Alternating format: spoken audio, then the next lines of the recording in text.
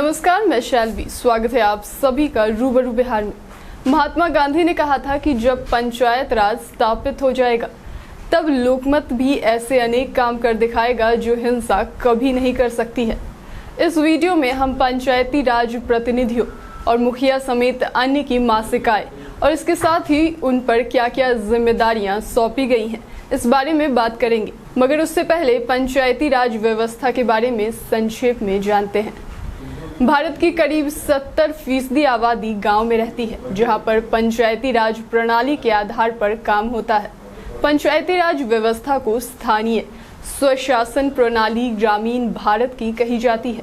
जैसे शहरी क्षेत्रों में नगर पालिका और उप नगर पालिका होती है, उसी तरह ग्रामीण इलाकों में पंचायती राज चलता है। पंचायती राज में प्रतिनिधियों को चुनने के लिए हर 5 वर्ष में चुनाव होते हैं। पंचायती राज प्रणाली को 3 भाग में विभाजित किया गया है: ग्राम पंचायत, पंचायत समिति और तीसरी है जिला परिषद। इनमें से ग्राम पंचायत छोटे गांव या कस्बों के स्तर का होता है, जिससे भारत के स्थानीय स्वशासन का प्रमुख अंग कहा जाता है।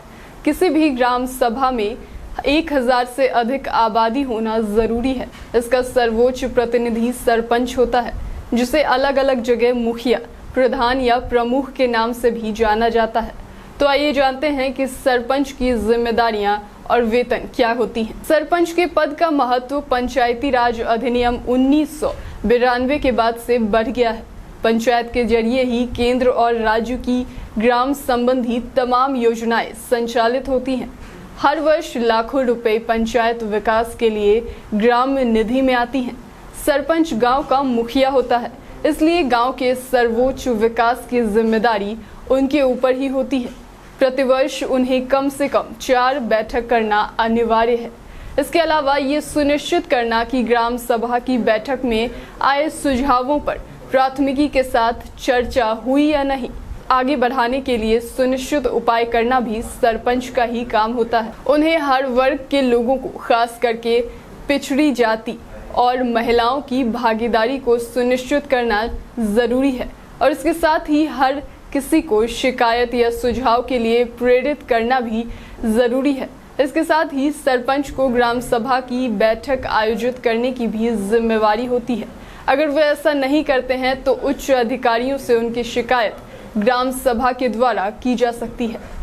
बताते चले कि सरपंच को मुख्यतः गांव में इन विकास कार्यों पर ध्यान देना होता है, जैसे कि गांव में सड़कों का रखरखाव, पशुपालन व्यवसाय को बढ़ावा देना, सिंचाई के साधन की व्यवस्था, दाह संस्कार और कब्रिस्तान की जिम्मेवारी, प्राथमिक शिक्षा को बढ़ावा देना, खेल के मैदान और खेलों को बढ़ावा देना, स्वच्छता अभियान को बढ़ाना, गरीब बच्चों की मुफ्त शिक्षा व्यवस्था, आंगनवाड़ी केंद्र को सुचारू रूप से चलाना। वहीं मुखिया की मासिक आय की बात करें तो मुखिया को महीने में 2500 रुपए मिलते हैं। दूसरे स्थान पर होते हैं उप मुखिया। उप मुखिया के द्वारा मुखिया के ऐसे अधिकारों का प्रयोग किया जाता है। इसके अलावा इनकी जिम्मेवारी होती है कि सरकार के द्वारा दिए गए कार्यों का निपटारा करना और कर्तव्यों का पालन करना।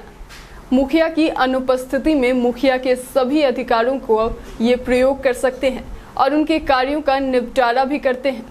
उप मुखिया की मासिक आय की बात करें तो इनके मासिक आय 1200 रुपए होती है। तीसरे नंबर पे आते हैं ग्राम पंचायत सदस्य, जिन्हें लोग वार्ड पंच कहकर भी बुलाते हैं। इनका काम होता है मुखिया के द्वारा बुलाई गई हर माह की बैठक में सक्रिय भूमिका निभाना। इसके साथ ही इन बैठकों में वार्ड संबंधित समस्याओं और उसके निदान को रखना। इसके अलावा समय समय पर आंगनवाड़ी केंद्र, विद्यालय और अन्य सरकारी सेवाओं का निरीक्षण कर इनका सही से संचालन सुनिश्चित करना। इनकी मासिक आय की बात करें तो इन्हें महीने में 500 रुपए मिलते हैं। वीडियो में दी गई तथ्य की पुष्टि हम नहीं करते हैं और बताई गई सारी जानकारी इंटरनेट के द्वारा ली गई है। इनमें से अगर कोई त्रुटियां मिले तो हमें कमेंट सेक्शन में आप बता सकते हैं। इसके साथ ही हमें अपने क्षेत्र के मुखिया के काम से आप संतुष्ट हैं या नहीं, ये भी कमेंट सेक्शन में बता सकते हैं। अभी के लिए इतना ही। बाकी देश प्रदेश की खबरों के लिए बने रहें, देखते रहें रूबरू बिहार। धन्यवाद।